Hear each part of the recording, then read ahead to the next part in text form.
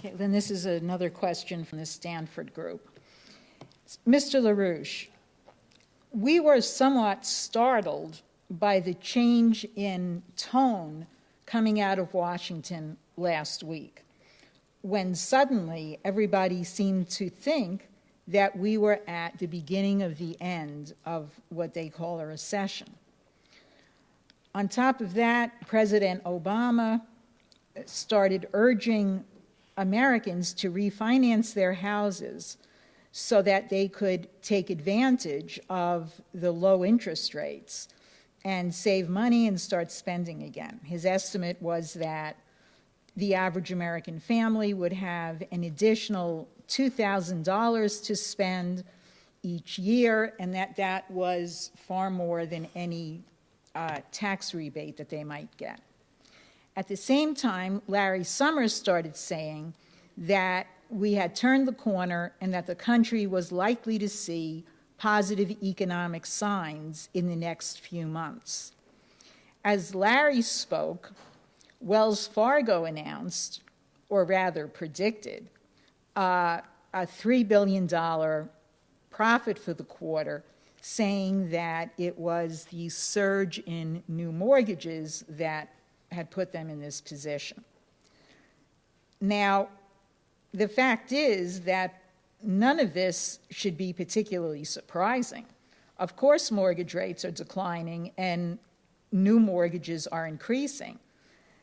The fact is that the Federal Reserve is flooding the market with money. And when you have this amount of money just sloshing around, the price of money is bound to go down. And cheap money tends to induce some borrowing. But the question, and it seems like an obvious one to us, is whether this is any indication of an economic turnaround. The answer, it would seem to any sane person, is that it does not. My friend Robert Reich said that it was cheap money that got us into this mess, that it was in fact under Greenspan's reign that interest rates were lowered to 1%, and that adjusted for inflation at the time, that made money essentially free, at least free to large lenders. Now, the large lenders did exactly what they would be expected to do with free money, which is to get their hands on as much of it as they could and then lend it out to anybody who could stand up straight, and obviously a lot of people who couldn't. But there were no regulators looking over their shoulders, and therefore what they did was legal, even if we might argue that they got away with murder. While it's true that a lot of the big banks are going to claim to be profitable, the fact is that neither they nor anybody else knows what their assets are actually worth.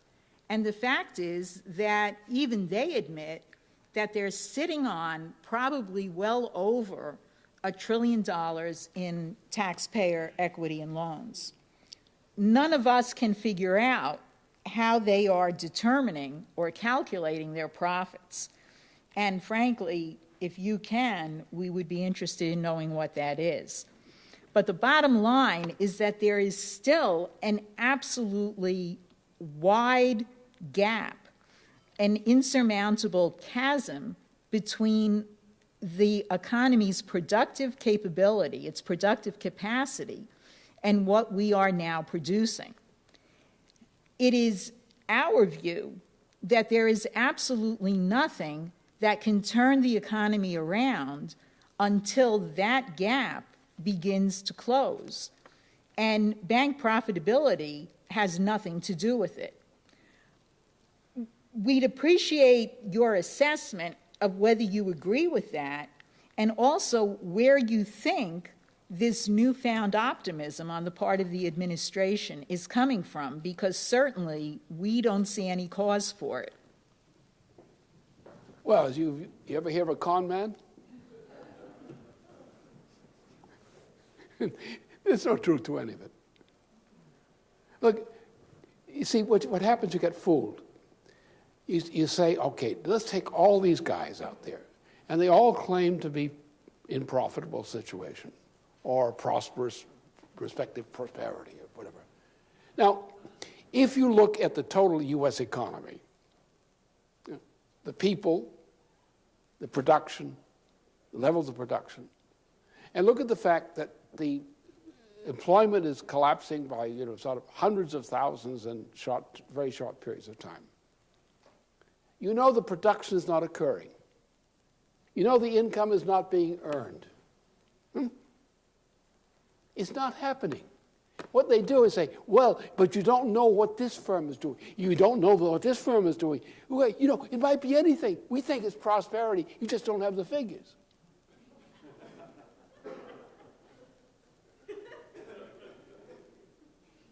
It's like people, a bunch of people invest in a pig. It's the only pig in that town. But they invest in a part of the pig. And each claims that their part of the pig is profitable. I said, well, don't talk about the pig as a whole. So I'm going to talk about my part of the pig. My part of the pig is profitable. I don't know about the other parts of the pig. But I hear they're profitable too. So where's the pork? And the point is, it's obvious. The United States and the world economy today is bankrupt. And not only bankrupt, it is disintegrating. The world system is in a breakdown crisis. The world is a whole. And the world is a whole.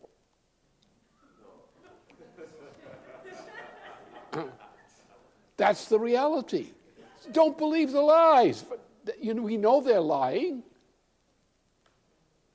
So why do we believe this stuff? Why? Because you're afraid of the fascists. You're not willing to fight them. It's the problem in the institutions of government. They are afraid to fight these guys. That's the reason why I insist that it's in the people in the lower 70 to 80% of family income brackets is the only location of serious guts in this country right now. Plus a few of us individuals. That's it. The Congress has lost its guts. I mean, look, frankly, take tight lips, the Speaker of the House. She has been in there since the beginning of 2006, and she's not worth anything. She's no good for anything.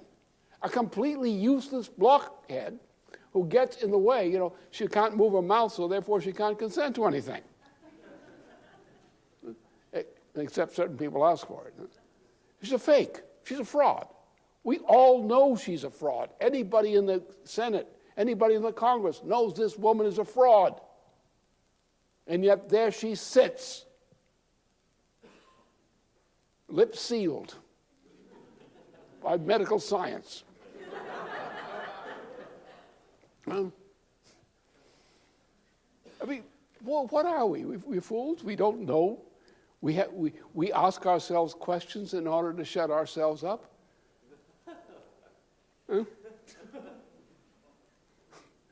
No, the point is, this is a question of guts. The question of guts, which I raised today, the President of the United States is acting like something worse than a fool. He should not be let out without a leash. Should be ring around the world. He's going to make a mess of things. You've got to get him under control. We don't want to throw him out because we don't want to create a new element of instability in the system. We want to put him under parental administration, not by his wife. We want him put in a situation where he's able to perform the functions of a president, even though he doesn't have the mind of a president. And this requires some adult supervision to confine him to areas where he can't do damage with his ignorance. and put him in custody as president. He's a president under custody. He let him do things. He's not unintelligent. He's just mentally disordered. He's got a serious mental problem. I mean, look, I said before, and I can say it again, he has a Nero problem. He's a contemporary Nero.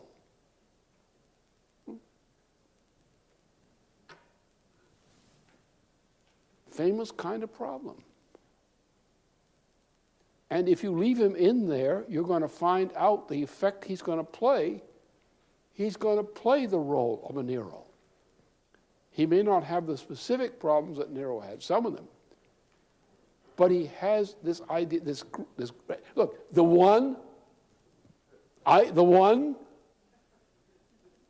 miracle man, who doesn't know where to find the key to the front door or the back door. He's not competent. We stuck him in there. The system stuck him in there. He's president.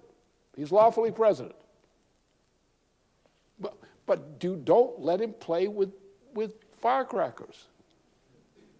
Take that crowd which infects him and controls him and take them and get them out of government.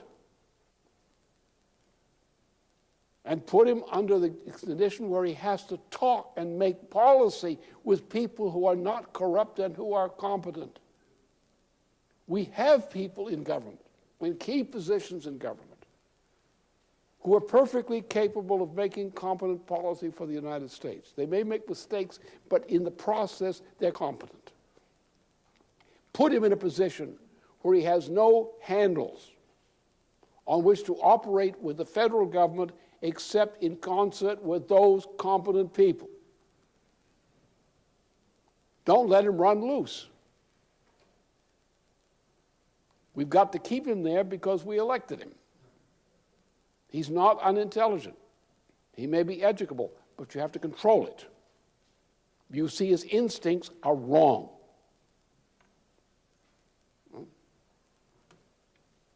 And his self-adulation is manic, euphoric, self-adulation. This is the mentality of the worst kind of dictator. Don't let him get in the position where he has that kind of power. Keep him under constraint, the legal constraint within the American presidential system as it works. Keep him in that constraint. If you don't, you're creating a monster. You don't want a Frankenstein monster. You don't want a Naccissus in the presidency. And he's a case of Naccissus, just like Nero. And the program is basically that of Nero. He's a danger to all humanity if you don't keep him under control. He's a danger to himself as well as everybody else. So you ain't persecuting him when you're protecting him from himself.